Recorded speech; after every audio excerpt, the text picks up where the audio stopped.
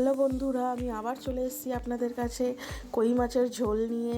সামান্য কই মাছ, এখানে 4 পিস কই মাছ আছে, তার সাথে পেঁয়াজ, আদা, রসুন সব কিছু আছে। আমি কই মাছটাকে প্রথমে নুন আর হলুদ আর একটু কাঁচা সরষের তেল দিয়ে মাখিয়ে নিলাম। সরষের তেলটা দিয়ে এই কারণে মাখিয়ে নিলাম যে মাছটা যেন ভেঙে না যায়। আর সিম্পলভাবে একটা ঝোল করলাম পেঁয়াজ, আদা, রসুন দিয়ে। আপনারা দেখুন কেমন লাগছে, আশা করি ভালো লাগবে। আপনাদের একবার বানিয়ে খেয়ে দেখবেন আর আমাকে অবশ্যই কমেন্টে জানাবেন। এইভাবে আপনারা সবাই আমার পাশে থাকবেন। নমস্কার।